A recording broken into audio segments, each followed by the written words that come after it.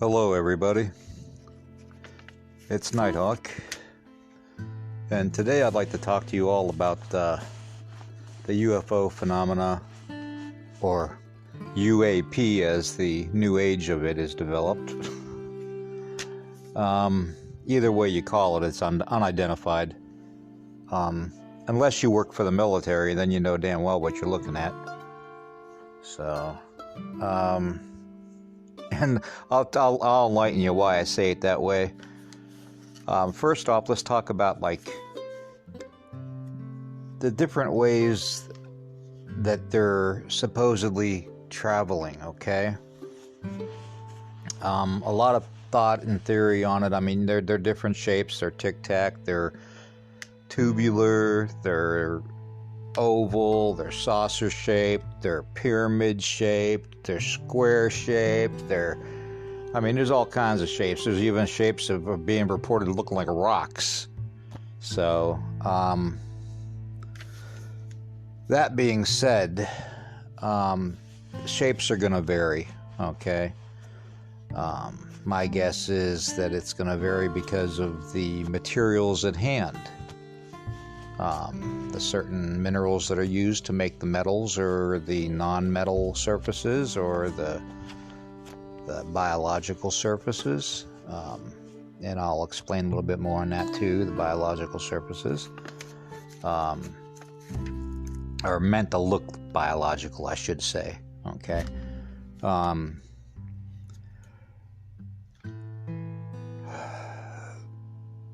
The shape, the size, and all that has to do, and the propulsion, the weight, and the way the media flow is. And what I mean by media flow is crafts that go transmedia. They go through 3 different types of media travelability, which means they go from air to water to space. Propulsions, anti-gravity is probably a given on a lot of them. Typical thrust, like jet, the silence of the Black Hawk helicopters and stuff like that, that are used for military purposes. They can silence the jet now, the jet noise, to a certain, decibel. A lot of it talk about element 115 and Bob Lazar and all that, and I'm not calling Bob Lazar a liar, okay? Because he came up with element 115, 2-3 years before element 115 was even divulged to the public and even put on the periodic table. So, that being said, the electromagnetic propulsion type of stuff, that's the kind of stuff that our military, I would imagine, has been focused on at Area 51, Area 52, all that, some of the other places. Area 52, by the way, is Dulce base.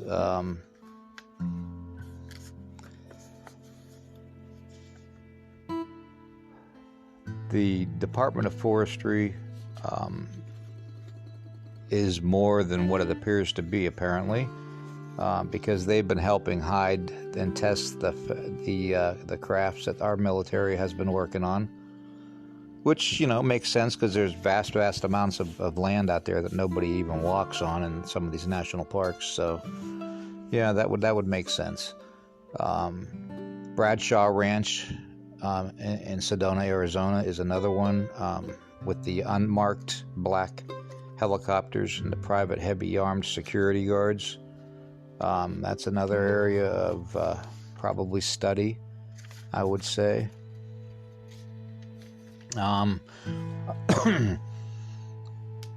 And I wrote this down in my journal about, must be probably, how old was I? I was probably about 10 years old. And it says, is it possible that in the years 1936 to 1939, that the Nazi Party, upon finding a crashed UFO in the Black Forest, discovered several technologies such as time travel, new propulsion devices, and more. It is even conceivable that the World War II was won by the Nazis due to their time travel technology, or that the alien intervention brought all our governments to their knees begging to survive, and extraterrestrials are watching us closely in case our governments screw it all up, and that they end mankind's and make extinction the final report or answer. That was written I don't know how long ago I wrote that. That was a while ago.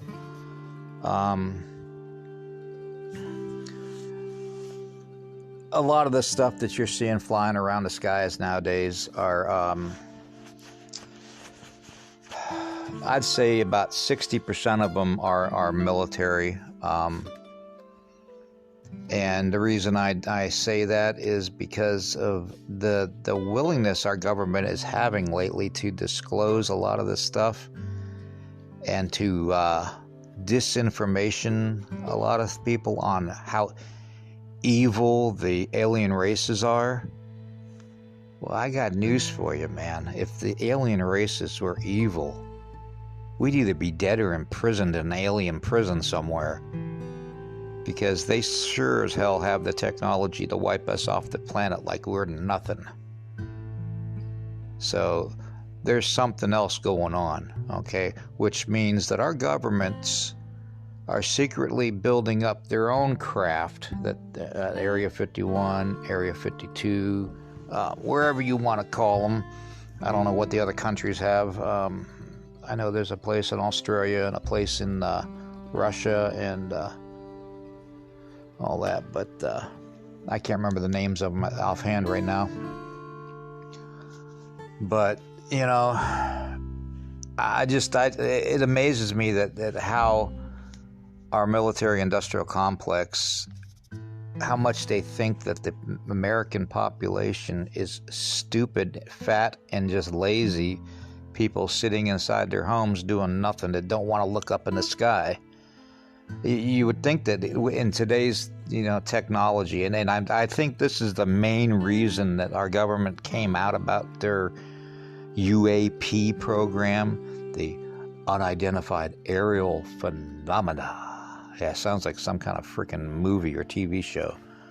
I go with UFO, unidentified flying aircraft, because what the hell are they doing? They're flying.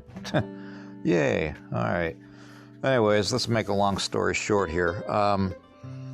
I think our government came out about it because they knew that they were going to get caught with their pants down. And how embarrassing would that be with Biden? Okay, don't even want to go there. That image is now just drilled into my brain. Anyways, make a long story short, again, we are going to say that the reason that they did that is because of all the cell phones and stuff and all the technology that we have as citizens of a republic. We could capture pictures of all kinds of stuff in video recordings any time of the day, night, whenever, I mean, there's what, 340 some million people live in the United States? Okay. Figure 339,999,000 of them have phones, running all the time, taking pictures and all that, and you got the possibility that something's going to get caught, you know what I mean? Even if it's by accident. So, our government came out, and disclosed a little bit of information to make themselves look good. And you know why? The second reason why is because they're probably going to try a damn fake alien invasion. And, a lot of people laugh about that, but think about it. Think about what they could gain scaring all the masses of people into believing that there's an alien invasion and that the aliens are evil and we're all going to die So you got to do what the government says to do. Think about that for a moment. What's the best way to control every human being on this planet? Fear. Says it all. It's amazing. It really, really is amazing. You know, you go to the vault.fbi.gov and you'll find out a lot of information like I have. You know, I get comments, almost on a daily basis to how knowledgeable I am about everything. I do a lot of research, my friends, and I have a lot of friends in places that a lot of people wouldn't.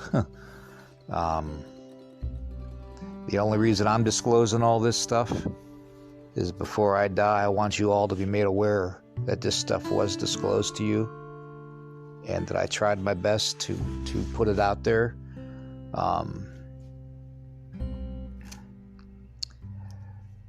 lot of the UAPs, UFOs that you see, I'll say it this way.